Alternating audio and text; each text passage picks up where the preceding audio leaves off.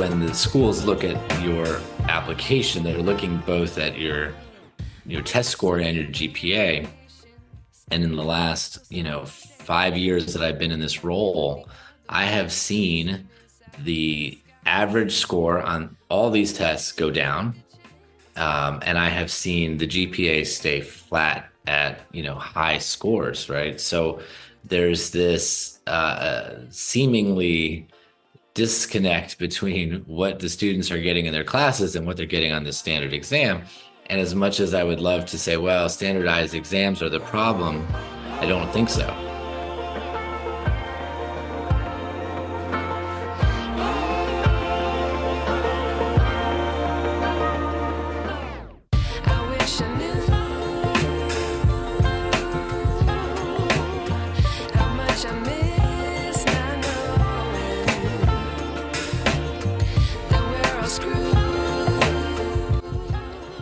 A few years ago, I started writing a fictitious story based on my time as an educator. It is called Taught, and the story was partially inspired out of anger and frustration fueled by burnout. Okay, actually it was more than partially inspired by anger and frustration. But Taught has also become a vehicle for me to tell what I thought at the time, and in some ways continue to think, was and is the real story of teaching. I now realize that my perspective is not everyone's perspective, but there are some pieces of Taught that resonated with many educators. This podcast is an extension of that story, and I, a former teacher, will interview other educators asking them to share how they really feel about the current state of education. Why are so many teachers burn out? Why are so many, like me, leaving the field? We likely won't solve any problems or come up with any solutions, but we can create a community of voices that maybe begin the conversation around how educators can take back teaching. I'm Melissa LaFour. Welcome to Taught, the podcast.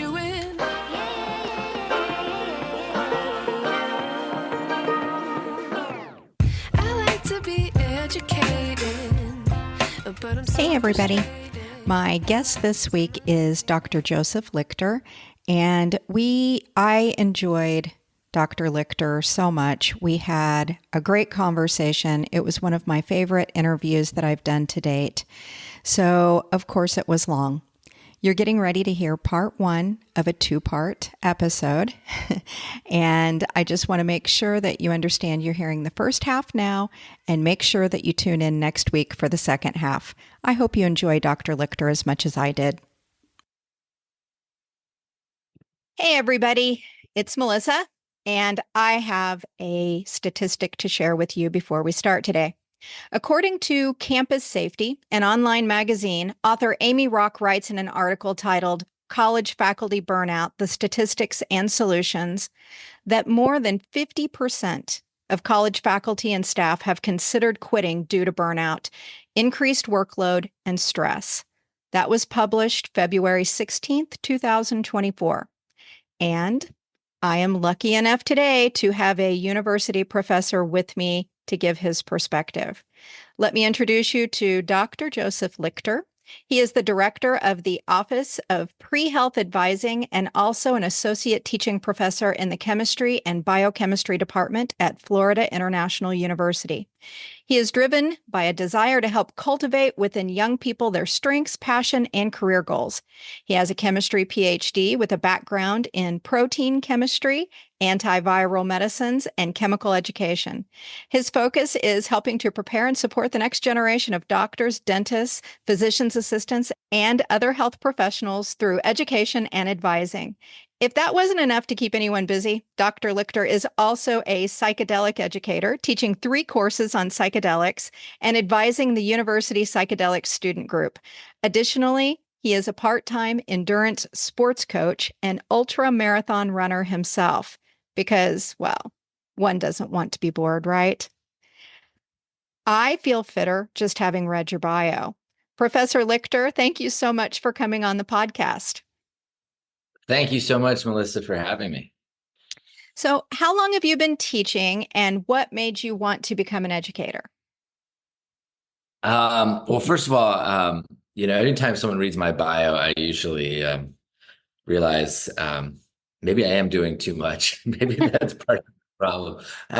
I've been teaching at FIU since 2009, and I started out as an assistant teaching professor and was promoted to associate. Actually, in reading the bio, I'm currently a full teaching professor that was promoted back 4 years ago. Um, and why did I become an educator is a really good question. I feel the longer time transpires from when I started teaching that I forget the actual, train of experiences that led to this. I can say that when I was young, I really enjoyed reading. I really enjoyed school.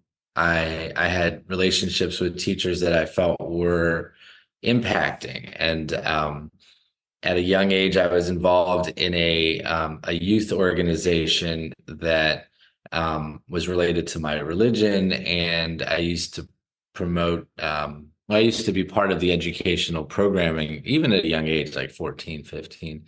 So I think what happened was when I was in college, I jumped around to a different major almost every year.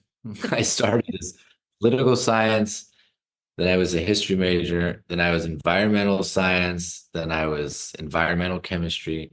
And I just constantly, I loved everything, but I wasn't sure of what I wanted to do. And um, landed on pure chemistry because I was good at it and I enjoyed it. And it also kind of opened up a branch to say, well, maybe I could do pharmaceuticals. Maybe I could do medicine. Maybe I could do patent law. Who knows?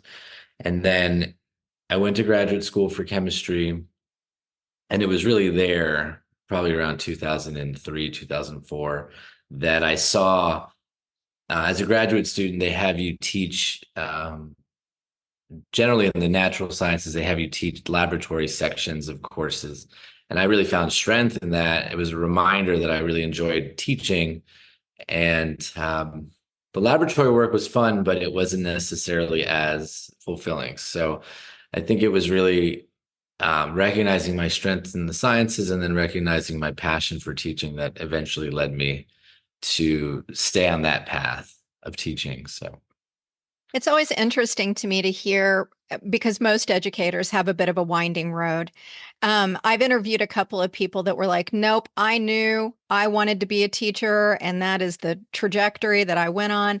But most of us, I think, kind of take a winding path to it that keeps bringing us back to a love of learning ourselves and then liking to share that with others. yeah, for sure.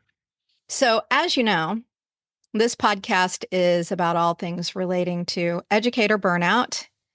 Are you seeing burnout at your level being an issue? Yeah, we talked about this a little bit before we started recording. Um, when I made the decision to teach at the university level, I can say that um, it was deliberate.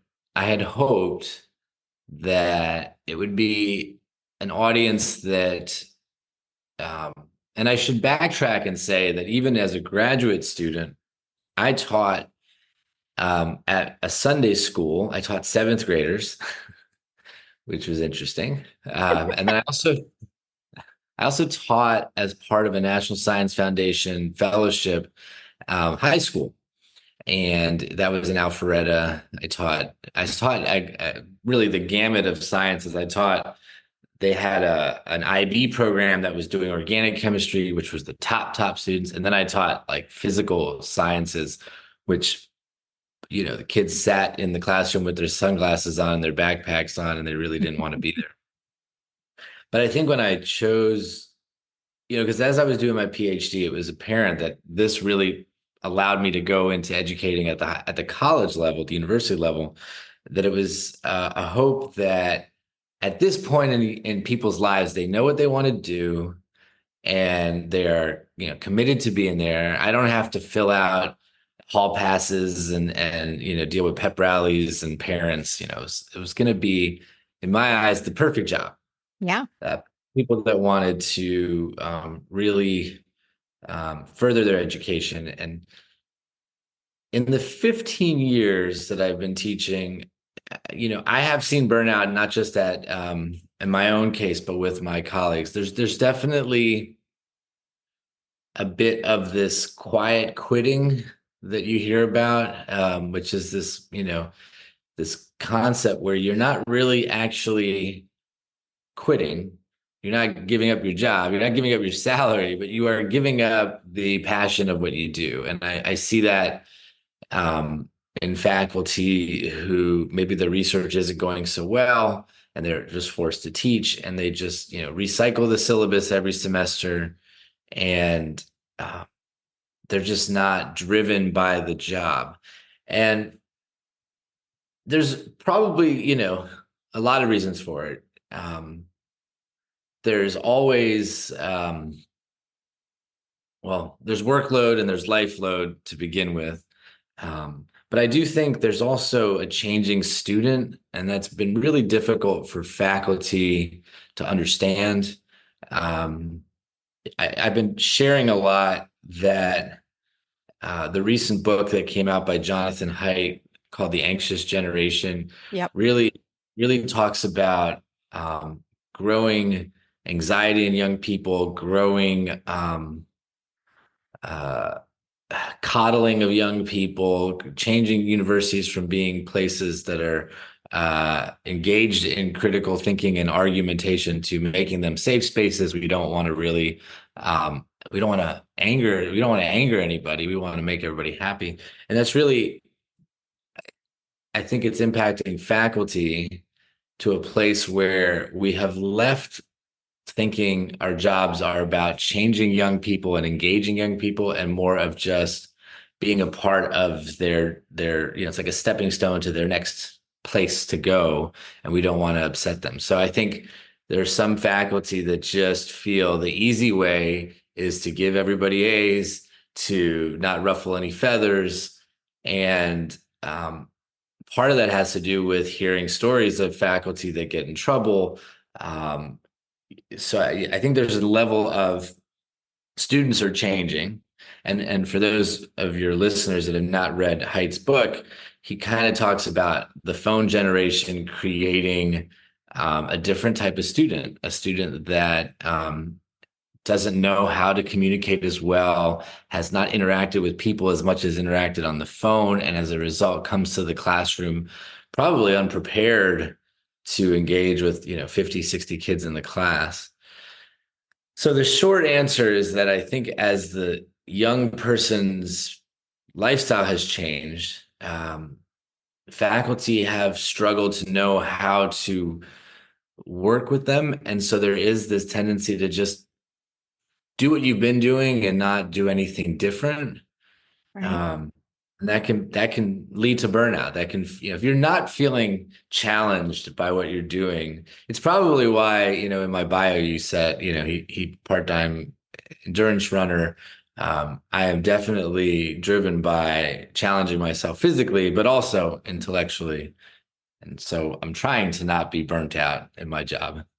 Well, it's interesting that you say that because one of the things that we know, and I have some other guests that are going to come on in a future episode that are going to talk about kind of how you know you're burnout. And one of them is that you're just kind of checked out after a while. You see no benefit in working any harder than what you are because you really don't believe anymore that the outcome is going to be different no matter how much effort you put in. And I mean, that's exactly what you're saying. So that fits the definition of burnout 100%. And I love Jonathan Haidt's work. I will link the book and a couple of articles that I've read here recently. He's kind of making the circuit right now because of his book. And I think that all of us see it's a bit of a alarm bell, I think, for educators, parents, and those kids that did grow up with the cell phones because they're wired differently and in ways that do cause them a lot of anxiety. It's a little bit scary, actually. So I'm glad that you mentioned that. Yeah. Yeah, well, I was kind of anticipating that you were going to say. that college educators are burnout. I think that that's kind of what's interesting about having someone at the university level come on the podcast is we all in education we drive one another, right? We used to have these, I forget what they called them because I taught at the middle school level. So we're sandwiched right in between high school and elementary. And later I taught at the elementary level. But when I was at the middle school, it was some kind of vertical meetings, is what they called them. So we were supposed to meet with elementary educators and high school educators. I was language arts, so that meant reading and writing, right? And back in the day, that used to be really important. I'm not so sure, especially the writing pieces anymore, but we would have these meetings and they wanted to know what we were doing that supported what the elementary school had done and what the high school was going to do. And we all feed each other. And it's always interesting to see what's driving what. And what you said about grades, I mean, I taught middle school. I left in 2013 was when I stopped teaching, or 2015 when I stopped teaching middle school. And I got to tell you, that was the grade thing was huge. Do not give a student a failing grade. Really think about what an A, B, C, or D means to the student and the learning objective. And it was very challenging for content specific teachers to embrace this philosophy of grades are these malleable things. Um, I think that educators don't feel that way for the most part when we have a content that we specifically teach. Either you learned the content or you did not. And there can be a spectrum of learning that occurs. But this moving away from grades, I think was a big piece that drove up to the college level. I mean, I think it started in the younger grades, and boy, it got pushed onto your area. Yeah, I have a lot I could add to that. In my role as the director of our Office of Pre-Health Advising, I sit and advise and meet with students that are trying to go to medical school, dental school, and all of these professional programs have a admissions exam. Medicine has the MCAT, the medical competency admissions test, and the dental have the dental admissions test. And these standardized exams are in place to ensure that somebody who is taking classes at my university at Florida International has the same, standard information and knowledge as somebody coming from another college, university, whatnot. And when the schools look at your application, they're looking both at your test score and your GPA. And in the last, 5 years that I've been in this role, I have seen the average score on all these tests go down. And I have seen the GPA stay flat at, high scores, right? So there's this seemingly disconnect between what the students are getting in their classes and what they're getting on the standard exam. And as much as I would love to say, well, standardized exams are the problem, I don't think so. We've done some analysis in the university with some of my students, looking carefully at their MCATs and their grades, and we've seen that almost all of our students get A's in physics, like, across the board. And it can't be that everybody is, at the top of the class. It just seems like maybe everyone's getting A's, and that's a problem too. Early in my education, I remember reading a paper in educational theory about motivation in the classroom, and I think it was Johnson and Johnson's famous couple that did educational theory, and they said, motivation in the classroom is really a three-pronged thing.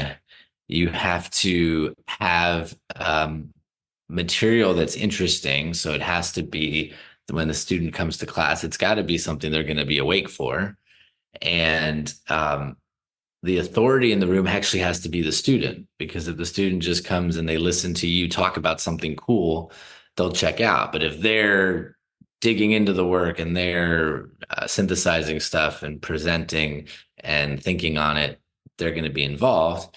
And then the final thing is the grades, and the the grades have to be motivating in that you can't give everybody A's, because if everybody got an A, then it means that the person who worked, very little compared to the person that worked a lot, there's the students will quickly recognize they don't have to work very hard. They'll become lazier. You can't give everybody C's and D's, because then those who work really hard are going to give up and say, I'm sorry, there's no way I'm going to get that. So you have to have a grade system that really measures effort and performance, and it has to be done properly. So I see, based on those three prongs, the curriculum, the authority, and the grades, I do see that in a lot of the college classrooms, the grades are just completely inflated. I see that we are tending to move more towards student-centered learning. That was really a catchphrase for the last, I don't know, 10 years or so. But I do think we struggle to keep things interesting, not because professors don't try, but because we compete with the phone. I have been in my classroom doing cool things. I promise you. At least I think they're cool. And then I will walk through the aisles, or I have students walk through the aisles, and you see kids on Netflix in their seat. And at the university level, it's a fine line between wanting to be the disciplinarian and just remembering that this is their choice, and I'm not going to go through the aisle and take people's computers away from them. But I think we struggle. Grade inflation is an absolute serious thing, and some of my colleagues recognize that when they are being evaluated, one of the things we are looked at is our student evaluations. Now, they're not looked at without looking at your GPA as well. So you really want to have, a good balanced GPA and high evaluations. But some faculty just they get in the habit of just wanting people to be happy. Yeah. If students are happy, and it's almost like in the medical world, right? I've had my students, they'll tell me, I'll ask them, what's success as a doctor? And they say, well, I want my patients to be happy. And I said, think about that. If your patient has to go through chemotherapy, they're not going to be happy. Right. You want your patient to be, healed. You want your patient to be healthy. And we should want our students to be educated, not just happy. And I think that may be where the greatest disconnect in education is trying to appease children or trying to appease students, and in the process, reducing the level of education. Well, you've hit on some really interesting things there because, again, in some other episodes that I'm doing, we've done some research around, is there a personality that's drawn? And we originally started with to education, but it's really those helping professions. It is your doctors. It is your, people who want to help. And one of the things that they have a lot of wonderful, wonderful things that make all of us helpers. We're usually pretty driven. We're pretty in tune. We're people. However, one of the other things that they have is that they tend to be people pleasers. And so that goes to that happiness thing that you're talking about. If we're trying to please people, that doesn't leave any room for them to build resilience and to, which I know is a buzzword that people roll their eyes at. But man, I got to tell you, I don't see a lot of resilience in the classroom. And I haven't taught for 2 years, but I feel like I could say I don't think things have changed much. People were, and these were fifth graders, but even when I went to college myself, because I went to college late in life, we had a whole class that was nothing but remedial writing that everyone was being made to take because they were trying to level just the writing foundation for all the students that were coming in so that at least there was a springboard there. So Yeah. that I think speaks to, and students were destroyed when their when their writing was corrected or they had to redo something. And I hear this in all the podcasts that kids don't have the resilience to not get the A. Yeah. Yeah. We were just talking about Haidt's book, The Anxious Generation, but he wrote a book with Greg Lukianoff called The Coddling of the American Mind. And that was a big argument in that book as well. And lots of examples of just, rather than engaging with young people, and it may be just in a society that does have a tendency to cancel and you know like right now the internet is blowing up with a viral video of a girl talking about how to keep her man, and the internet blows up with this inane stupid thing that everybody now knows about. And I think teachers are not wanting to be in the limelight for negative things. I think Yeah. universities be in the limelight, and the way viral content transfers, um, there is a fear constantly that if get into the news, you're going to be not just in the news, but you're going to be, millions of people are going to be observing what you do. So to stay, safe, I think a lot of professors um, just try to make, the day easy for themselves, easy for and then there's the whole separate thing, which I'm not even mentioning, but just family life, right? Trying to parent, trying to make sure you're there for your loved ones, make sure your ends meet. Um, there's just so much on people's plates that, personally, I don't have any children. And I think I couldn't imagine with the things that I do having the time. And I know that um, a lot of my colleagues do have kids and they want to make sure they're there for them and there for their soccer games and there to help them with their homework. And so, yeah, there's this another piece to the story, which is how do you balance? And if you think about in particular, medical doctors or PhDs, here you have people like myself that went to school in their 20s, the entire 20s, and only learned to work. I mean, I think one of the reasons I never got married or had children was that I just was constantly working into my 30s. And at that point, you start your career, you you've been trained. You are now a machine. I need to, prove myself to this group of people, right? That's how you get a PhD or an MD. You have to prove your worth to the boards, the higher ups. And now when you start work, you're still trained to say, okay, it's okay to work on Saturdays and Sundays. And I think that's a problem. I think probably early on we have to sort of create, maybe in the high schools, maybe in the elementary schools, a period of just rest, or a period that talks about family and talks about other things. I feel like there was a period in time when we did have physical education and music education, and then we moved away because STEM was so much more important. But you do have problems, I think, in the world where workaholic tendencies are pervasive. Yeah. And you mentioned this earlier and the thought came into my head. It would be when you were talking about quiet quitting, it would be amazing if we were all independently, financially stable.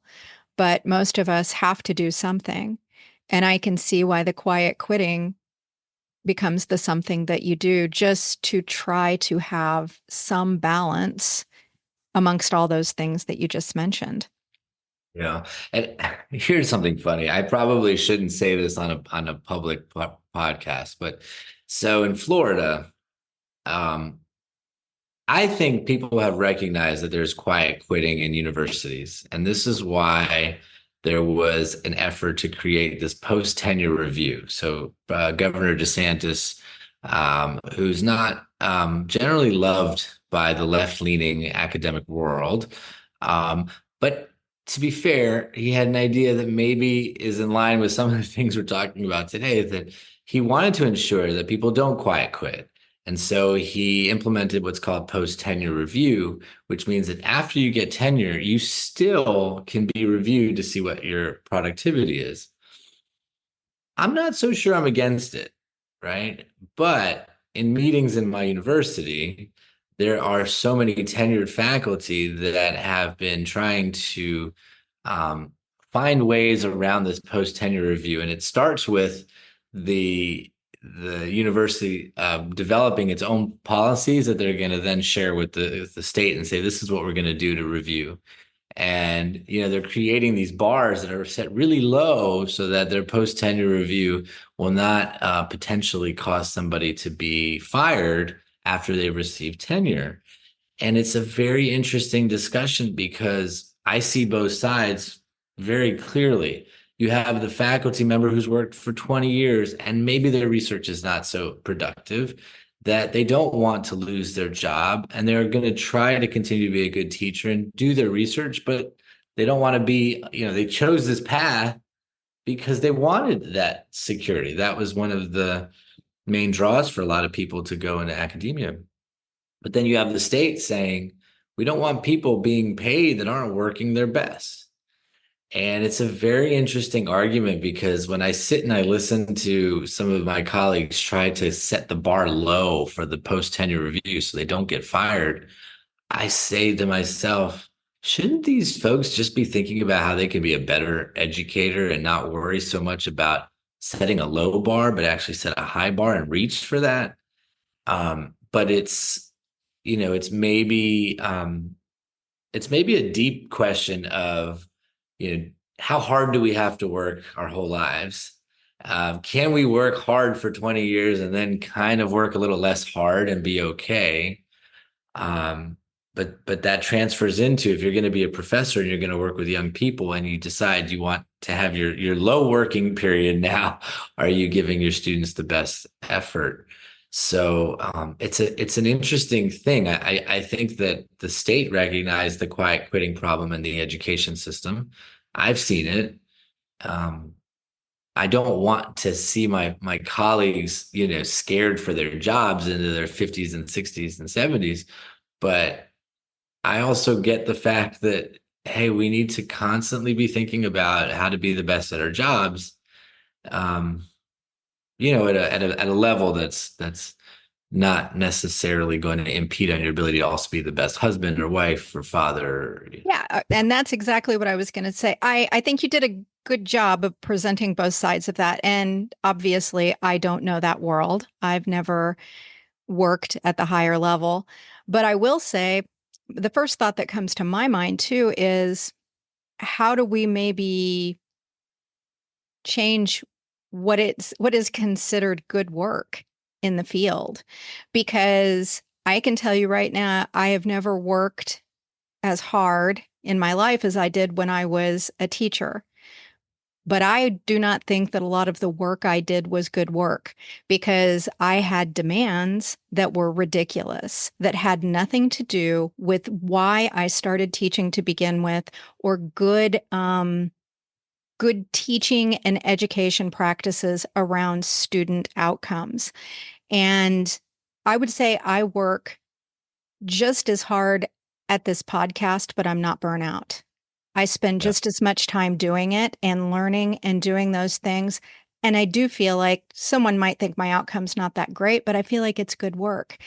And I think in education, all again, up and down throughout it, we have this idea of what it looks like to work hard and do good work. And I challenge the goals that we set for ourselves, because I think that they're off the mark a lot of times. I don't know if it's the same at the university level. Yeah, you bring up a good point. How do we know we're doing good work? It may be one of the greatest questions I have about education. If you're a good plumber, then when you go to your client's site, all the pipes work fine and you fixed any clogs. And if you're a good electrician, you've made sure the electricity's flowing. How do you know you're a good teacher? Is it that your students have all gotten great careers? Is it that your students are all happy in the future? Kind of like we were talking about before. So it's a difficult thing to measure the success of an educator. But I think to your point about your podcast, when you find things that you're passionate about, you know, work doesn't feel like a drag, and maybe we should try to harness in educators throughout their career more passion within them, whatever that looks like, whether it means, creating space for passion focus groups. What is driving, Dr. Smith at his 20th year as a professor, and how can we as a university or a society help him or her to find it.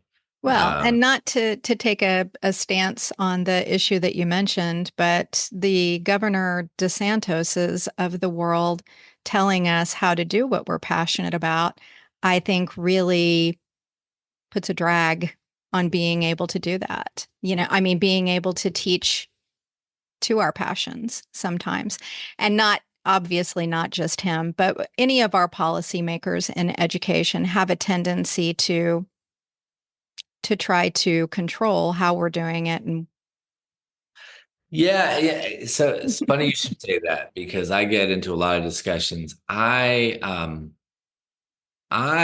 believe that educators should really try to separate their political belief from their classroom, largely because, well, for so many reasons. But the first being that our job as an educator is not to indoctrinate or politically drive a young person to feel more Republican or feel more Democrat. Our job is to help them find their passions and strengths, and learn how to navigate the world in a way that is uh, intelligent, educated, uh, understanding sourcing of information, understanding the importance of evidence, understanding the humanities and the sciences.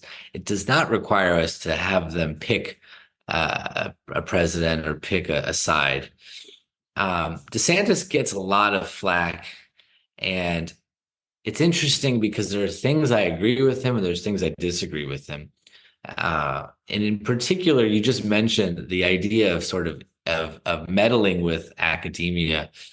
Um, there are places that we as a business model are sometimes veer too far away from what we need to be doing, and it is because we have a compulsory education in this country, not even at the university level, but at the K-12 level. And then we do have funding at the college level, that there is going to be some interaction with state and federal, sure. legislators, leaders.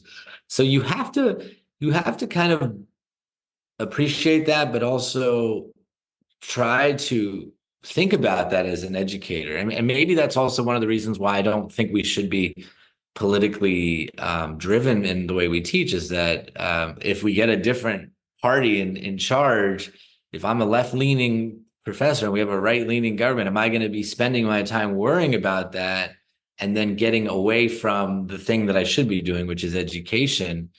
Um, I know there's a lot of people that disagree with me on that, and I, I, I don't speak about it naive to the fact that there are, you know, programs that are, social justice programs, and very, conservative programs. But I do personally think that that's another problem with education right now, is the politicization of it in general.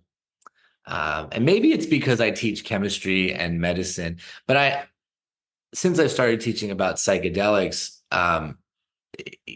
it's part of the conversation, because we do see policy being written up, and people have to vote on it.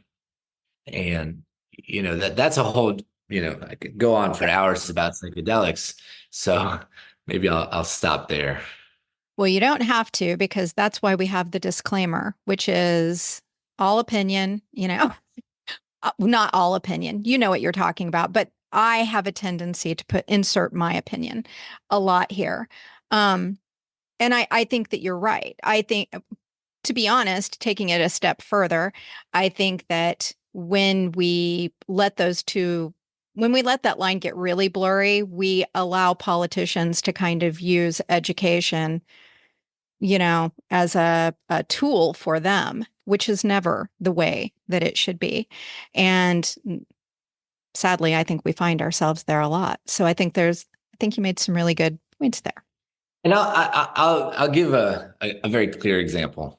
Um, in 2023, there was a group in East Carolina that published a paper in a chemistry education journal that it suggested that they had developed a course to teach chemistry with a feminist perspective. And in their abstract, they wrote that this course will dismantle white supremacy in chemistry. And I publish in this journal regularly, so I read that paper. And as I read that abstract, I was like, well, where is white supremacy pervasive in this field? I'm in this field, I don't see that. So I read through the paper, and nowhere else in the paper do they mention white supremacy again. They don't even, you could hit Control F, put supremacy, you'll never find the word again. And a colleague and I wrote a rebuttal and said, look, as chemistry educators, we recognize that there are problems in the world, but in the classroom in chemistry, you're only making more problems if you make it about race. It's not a space that, hydrogen is hydrogen. Doesn't matter what color your Right. skin color, doesn't matter your preference. The key thing is that we need to think about ways to be better at educating on chemistry. And sometimes when we start to try to politicize it, we actually are making it more difficult for young people to get the basic fundamental understanding of this field. Now, our governor here, DeSantis, he kind of waged a war against DEI and wokeism, and some of the methods that he did. He had like banned certain books and banned certain phrases and stuff like that. Whatever. Not even that he banned phrases, but he kind of wanted to stop some of the programs that were being done. I think that censorship on either side. So if one side of the coin is trying to remove books or remove ideas or not engage with the other side, that's wrong too. So I say that because I agreed with DeSantis in that we probably need to be careful about too much discussion about race politics, especially in fields that don't need it, right? I give the great example of like toothpaste is excellent. Toothpaste helps us reduce cavities, but if you put toothpaste in your dinner food, it's not necessarily great. And so some things in the education system are driven by, trying to put toothpaste in everything and it's not working. But you don't want to completely get rid of toothpaste. You can't delete, it's going to be bad if we try to remove it from our bathroom cabinet. And so again, this is where I kind of try. I think when I tell people about my political leaning, I say I'm an extreme middleist because I think we don't want to be driven by, the right is right or the left is right. We need to kind of find a way. I don't think that it's right wing of me to say let's keep, race politics out of chemistry. And I don't think it's left leaning for me to say, let's not ban books, let all the books. I think it's just kind of the right way that says, there are things that we shouldn't be doing. Well, I think to your point, we've lost the ability in most areas to be able to just have a discourse, to be able to just talk about things and say, well, I don't agree with that, and this is why, and then move on.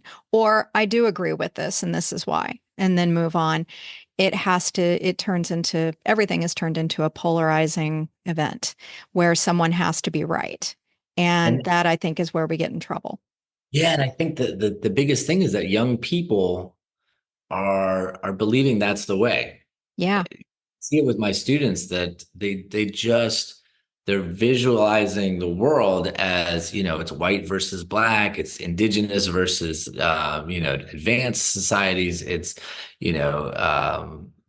just constantly putting people against each other. And um, I just did before this podcast last week. I did a 380-mile journey across the state of Alabama. It's a race called the last annual Heart of the South. There were 54 of us that started in Destin, Florida, and we were going all the way up to Chattanooga. And only 17 of us finished. It was really difficult. But the one thing I told everybody is that as I went through the state of Alabama for 9 days, all I saw were Americans of all backgrounds that were kind, that were curious, that wanted to help a stranger. And it didn't matter their gender, their color, their religion. I mean, we met everybody in Alabama. Like you kind of you think Miami, where I live now, or big cities, yeah, they're diverse. But how is Alabama such a diverse place? It is. The U.S. has people of all backgrounds who stayed in a tiny little motel in Elba, Alabama, called the Riviera. Definitely didn't look like the Riviera, but it was run by this small Indian family who was living in the southern part of Alabama. Very kind people. Went to Montgomery and had lunch, in this just amazing farmers market cafe that was, you know, all different types of people. And and again, it's that was such a reminder to me that we are not so different. Doesn't matter, where we're from, where we were born, our color of our skin, our sexual preference, our ethnicity. We're human beings. Yeah. We genuinely want to wake up, enjoy the day, be valuable, be good to our loved ones, have some good food, not be sick, not feel like we have to fight to protect ourselves. Like that's all we want. And the students should learn at the K through 12 and university level that education is this thing that will help them to enjoy their day. Like enjoy, work shouldn't be just about a paycheck. It should be you find your passion, you do something you like. Is Just there do it. anything else that you would like to share before we end this? I just think it's wonderful that you're doing this. I think this is the first podcast I've been on that's solely asking about my teaching, not about sports or psychedelics. So I'm happy to really talk about my passion in teaching, and I hope that more people will come on your show and tell their story. Well, thank you. And Dr. Lichter, just again, thank you so much for agreeing to do this. My pleasure. Thank you for having me on. I wish I knew.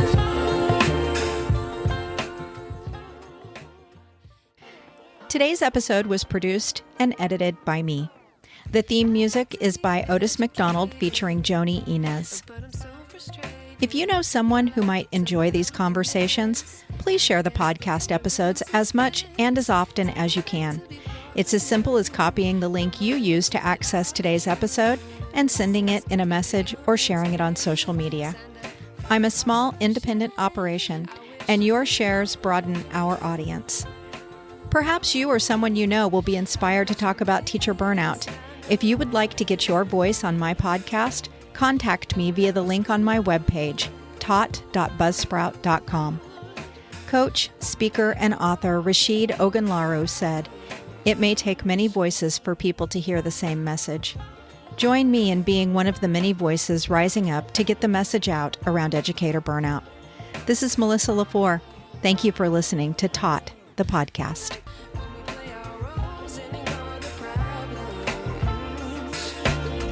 I wish I knew. I have an important reminder/disclaimer to share. The views, thoughts, and opinions expressed by the hosts and guests on this podcast are their own and do not necessarily reflect the official policy or position of any other agency, organization, employer, or company. Content provided on this podcast is for informational and entertainment purposes only and should not be taken as professional advice. We encourage you to do your own research and consult with qualified professionals before making any decisions based on the information discussed in this or any other episode. Additionally, any opinions or statements made during the podcast are not intended to malign any religion, ethnic group, club, organization, company, or individual. Listener discretion is advised. Thank you for tuning in.